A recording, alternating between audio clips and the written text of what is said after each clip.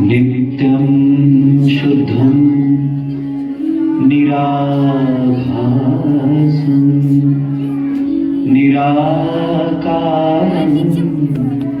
निरञ्जनं नित्यबोधं चिदानन्दं गुरुर्ब्रह्मा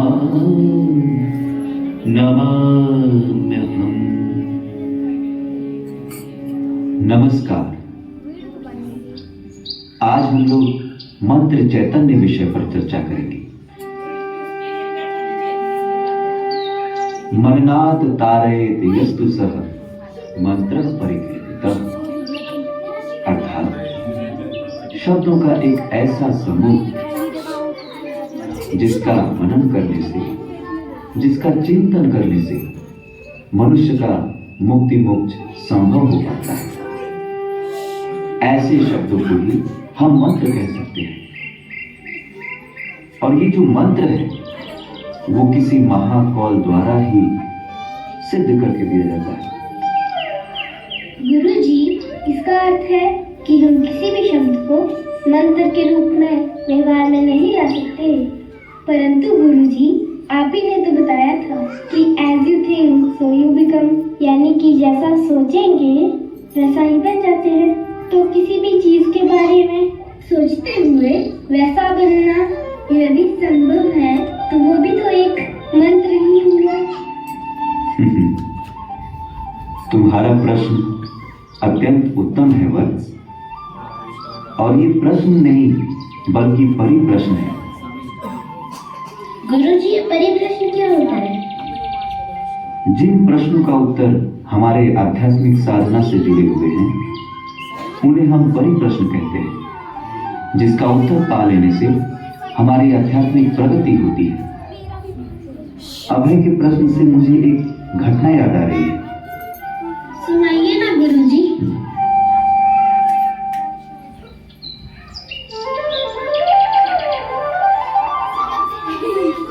एक बार की बात है, मैं किसी सुदूर गांव में प्रवचन के लिए गया हूँ और वहां के लोग अत्यंत ही भोले भाले सीधे साधारण लोग थे।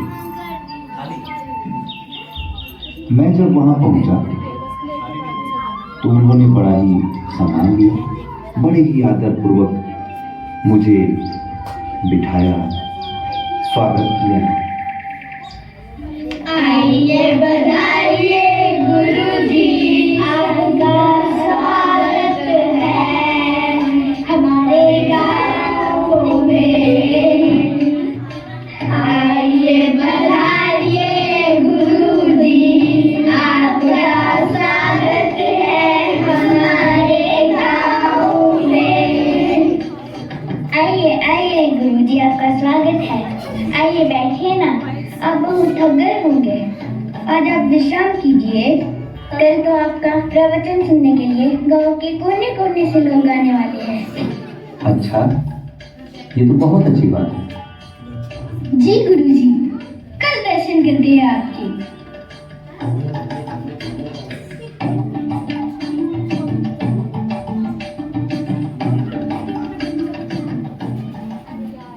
मैं तब रात में सोच में पड़ गया कि ये लोग इतने साधारण लोग हैं, इनको आध्यात्मिकता की गूढ़ बातें किस ढंग से बताया जाए, क्योंकि दिन भर उन लोग अपने सांसारिक कर्मों में व्यस्त रहते थे।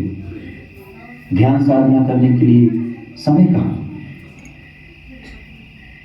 मैंने सोचा चलो ईश्वर कृपा से जो होगा देखा जाएगा।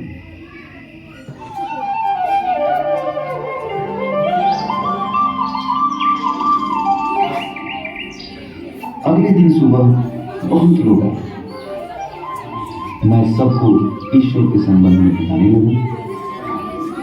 उनमें से अचानक एक व्यक्ति उठा और पूछा, गुरुजी, ईश्वर कैसे होते हैं? हमें देखना है। अच्छा, तो किस किस को ईश्वर देखना है? गुरुजी हमको भी। गुरुजी बहुत अच्छी बात। अच्छा, तो कल सुबह आप लोग उस पहाड़ी के पास आ जाना।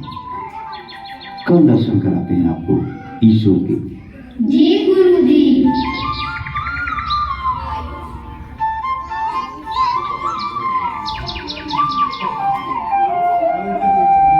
तो जैसा मैंने कहा वैसे ही उन लोग सुबह 5 बजे पहाड़ी के पास पहुंच जाते हैं। गुरुजी, हम लोग आ गए। तो बताइए कहाँ है भगवान? जरा प्रतीक्षा करो, मैं उनको वहीं एक गुफा के अंदर ले गया। तो ईश्वर के दर्शन के लिए आप सभी तैयार हैं? जी गुरुजी। अच्छा, तो ठीक है, जैसा मैं बोलूंगा वैसा करते जाना। जी गुरुजी। तो आप सभी पद्मासन में बैठ जाइए। ये पद्मासन क्या होता है गुरुजी? अरे ऐसे भाई।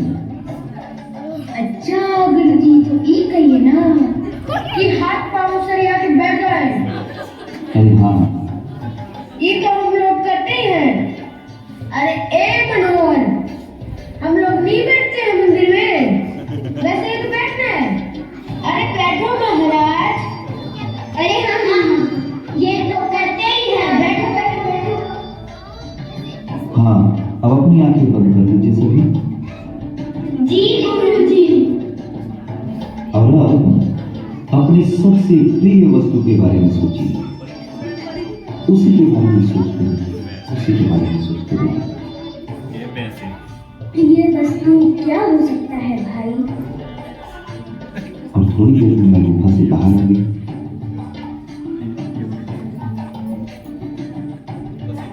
सोचते सोचते अचानक सबको ध्यान आया। अरे मेरी गाय! ओ मेरी प्यारी गौरी, आज तो उसको चराने के लिए नहीं ले जा पाए।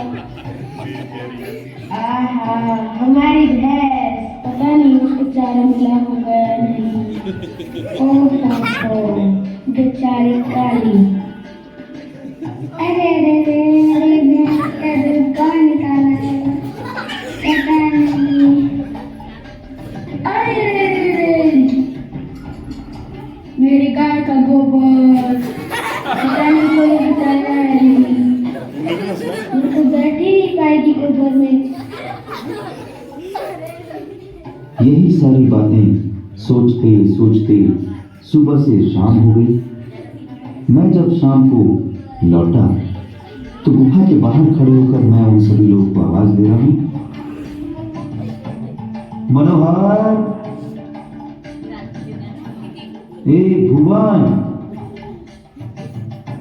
कोई आवाज सुनी नहीं। अरे त्रिलोकी,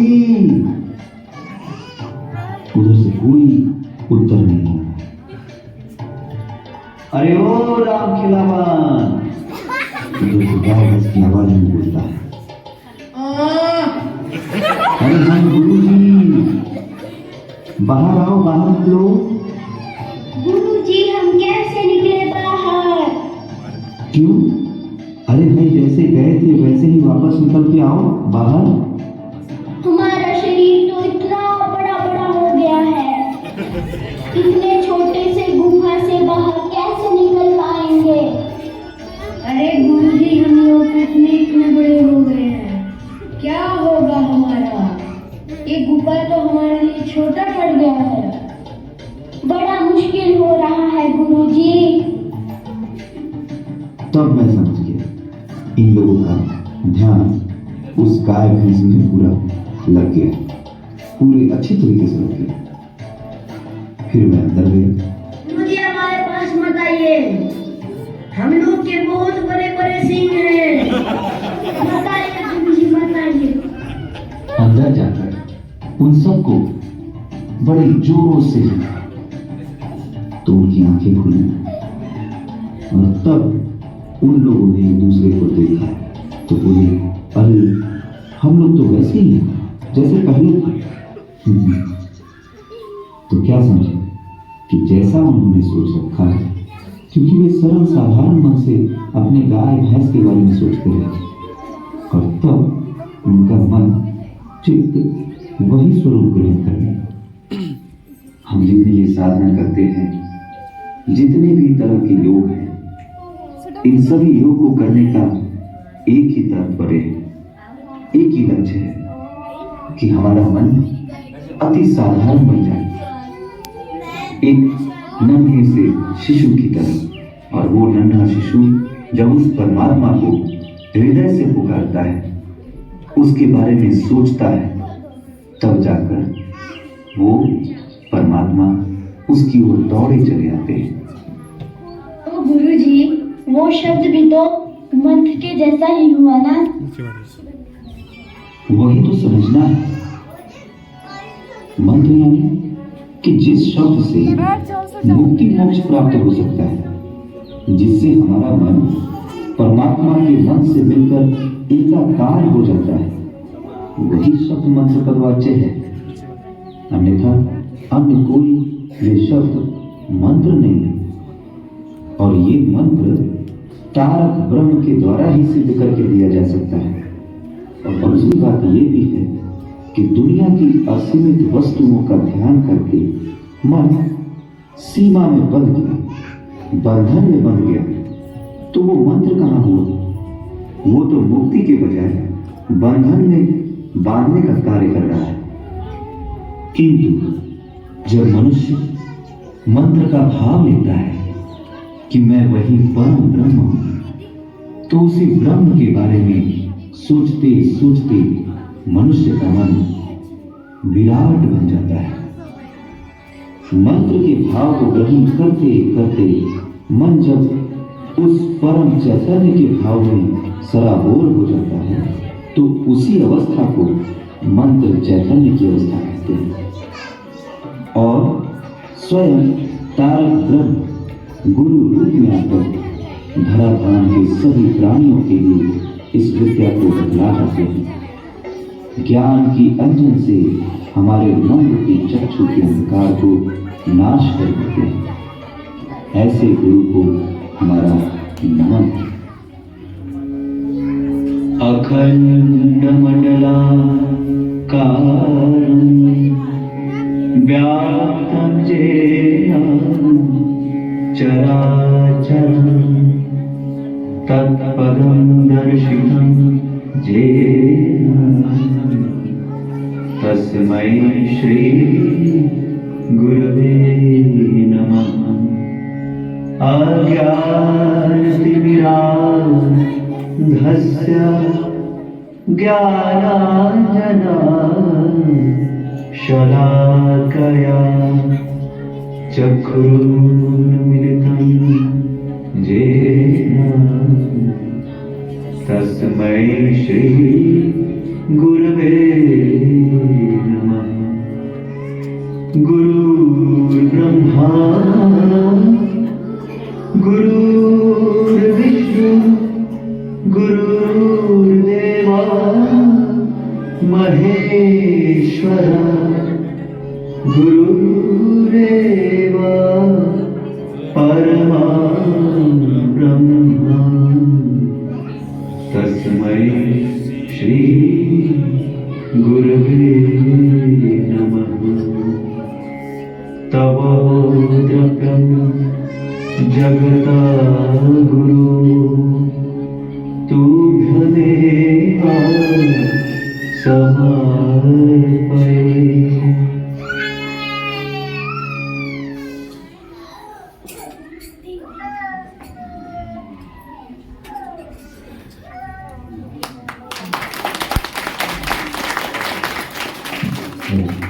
बाबा की महासमुद्र बाबा की गुरु बाबा की। ब्रह्म ही गुरु ने कहा ना करा। ब्रह्म ही गुरु हो सकते हैं और अन्यथा कोई भी नहीं। तो अंत में जो हम लोग गुरु पूजा बच्चे लोग किए, वो किसकी किए? उस परम ब्रह्म है। तो अंत में हम दादा से आग्रह करेंगे, बच्चों को आशीर्वचन दे। दादाजी, सबको कैसा लगा?